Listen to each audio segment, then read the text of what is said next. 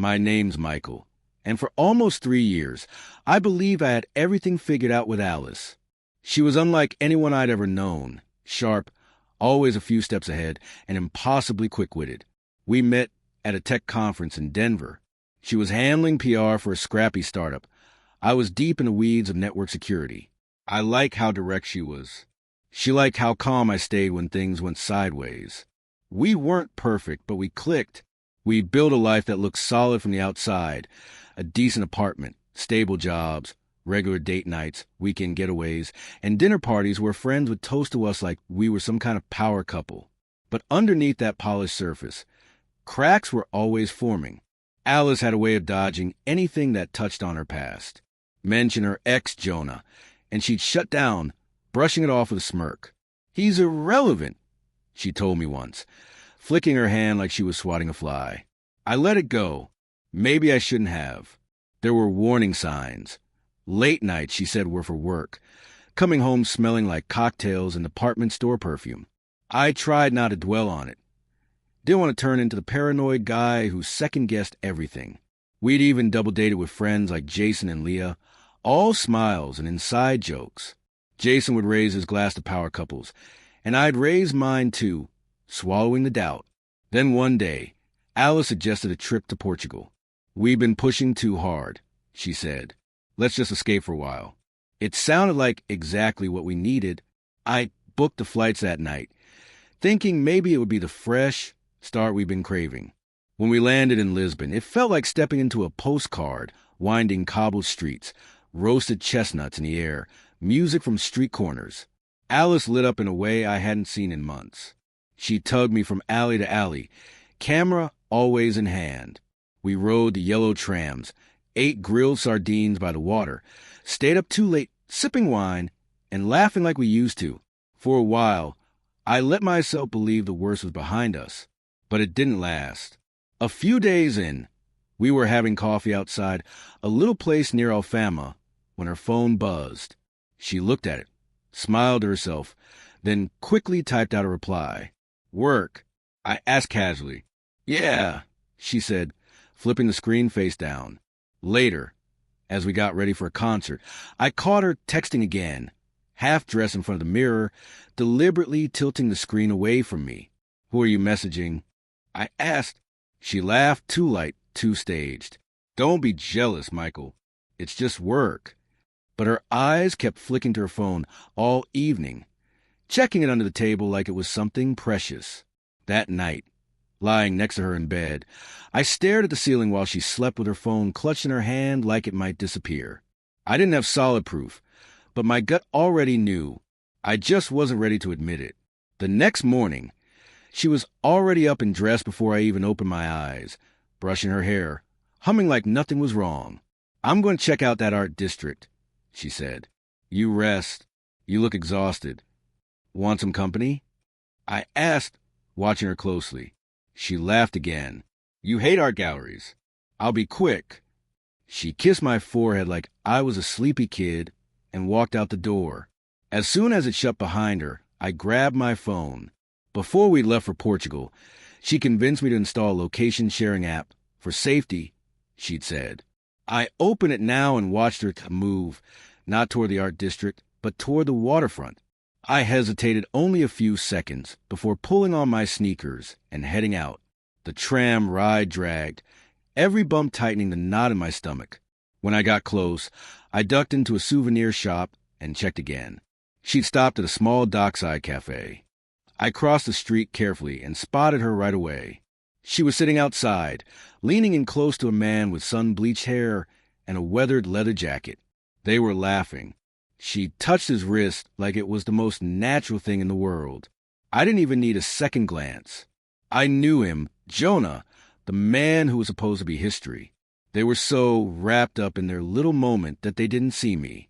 I stayed hidden, took a few photos from across the street. I didn't storm over. I didn't make a scene. I just stood there, watching something unravel in front of me. By the time I got back to our hotel, Alice was already there, lying on the bed like nothing had happened, casually scrolling through her phone. "See good art?" I asked. My voice didn't betray me. She smiled, sweet and easy. Beautiful stuff. You would have hated it. I smiled back. That was when I began figuring out my way out. That night, I lay beside her while she murmured in her sleep, curling close like she always did. But everything had changed, and this time I wasn't going to pretend otherwise. I lay there, wide awake, staring at the ceiling, chest tight with the weight of everything I had just discovered. By morning, the choice was clear. While she was in the shower, I did what I had to do. I picked up her phone. We always knew each other's passcodes, part of that whole trust-based relationship. We pretended to have something real. I didn't feel good about it, but I needed confirmation, and honestly, part of me already knew. It took less than a minute to find it all. Messages from Jonah. Dozens of them. Some from days ago, others stretching back for months. Can't wait to see you again. This time's different. I booked your favorite restaurant. Her replies made me feel physically sick. I miss you. Counting the days. Michael has no idea. It wasn't some chance run-in. She'd planned everything. The trip wasn't about us. It was cover, an elaborate excuse to sneak Jonah into Portugal too. Same deception, different backdrop. They thought they could keep it going while I played the fool. I forwarded the entire message thread to myself, every last word, then wiped the chat from her phone like nothing had happened. When she came out of the bathroom wrapped in a towel, I was sitting there, phone in hand. "You good?" she asked, smiling like everything was normal. I smiled back, placing her phone on the nightstand. "Yeah," I said, "just thinking we should do something different today. Something fun." Her face lit up, finally loosening up. I nodded, but inside, I'd already left. While she excitedly talked about breakfast spots, I booked a one-way flight home quietly under the table. I called the hotel and said we had a family emergency and needed to cut the trip short. Everything felt strange, detached, like I was floating through it. But on the outside, I stayed calm. That night, while she slept beside me, I packed just the basics: passport, wallet, phone charger. Before I left, I sat at the desk by the window, grabbed a hotel notepad, and wrote a short note. "Alice, I know. I saw everything. Enjoy Lisbon. You won't hear from me again. Michael." I left it on her pillow, then walked out of the room without a backward glance. The flight home was quiet. I stared out the window the whole time, feeling a little lighter with every mile between me and Lisbon. Before I even boarded, I blocked her number. No texts, no calls. As soon as I landed in Chicago, my phone lit up with unknown numbers and random messages. I ignored them all. I had work to do. First, I drained our joint bank accounts, moved every cent into my private account. Then I called a locksmith. The locks were changed before I even unpacked my bags. Next, I boxed up everything she owned: clothes, shoes, makeup, and left the boxes outside the front door. I locked the place up, sat down in the quiet, and just listened. 2 days later, she came back. I heard her knock, then the jingle of her keys, then banging when she realized they didn't work anymore. "Michael, open the door," she shouted. Her voice broke, but I didn't move. I just watched through the peephole as she saw the boxes. She stood frozen, her hands shaking. Then more pounding, louder this time, her voice rising. I stayed in the dark. She eventually gave up and left.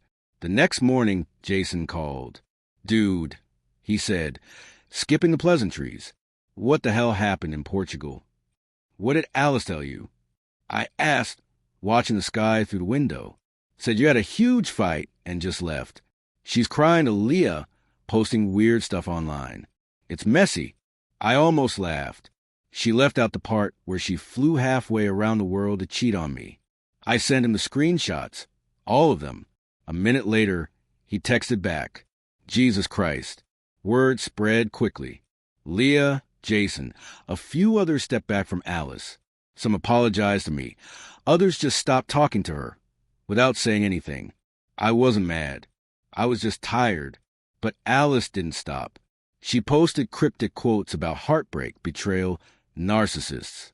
She texted me from new numbers, bouncing between begging and raging like some kind of broken circuit. Then my boss called. "Just a heads up," he said. HR got an anonymous email about you. Wild accusations. We're not taking it seriously, but you should know. I didn't need to ask who sent it. That was the last straw. I wasn't a letter to light my world on fire just because I walked away. The next morning, I sat down with a lawyer. I told him everything about the cheating, the harassment, the smear campaign. He listened carefully and mapped out a plan, a cease and desist letter. Clean, legal, final. By the end of the day, Alice was served right at her office. Plain envelope. No drama, no spin. The letter was blunt. Stop contacting me. Stop spreading lies or face legal action. 2 days of silence followed. Then one final text from an unknown number. You think you're so smart. You're pathetic. I hope you're happy being alone. Blocked. That was the end. Later, friends told me she had a breakdown after getting served. Tried to rewrite the story again, but it didn't work. The truth had already spoken. Her lies fell apart on their own. I never wanted revenge. I just wanted peace.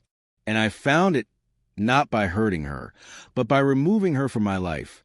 It's been almost a year now. I haven't seen her since. I heard she moved in with Jonah, tried to make that mess work. It didn't. Same pattern, different guy. He kicked her out months later. She left the state after that, chasing a reset. I didn't care. By then, I had my own new life. Smaller place, smaller circle, real people. I spent weekends hiking, fixing my bike, breathing again. Looking back, I see it clearly. Walking away was the smartest thing I ever did. No screaming, no final showdown. Just the truth, left where she couldn't deny it. The pain fades when you stop trying to fix broken people. When you finally see the chaos for what it is, you stop carrying it. Sometimes, I remember that morning in Lisbon, her laughing like nothing was wrong. It wasn't real. None of it. The real beginning wasn't the trip. It was the moment I left and never looked back.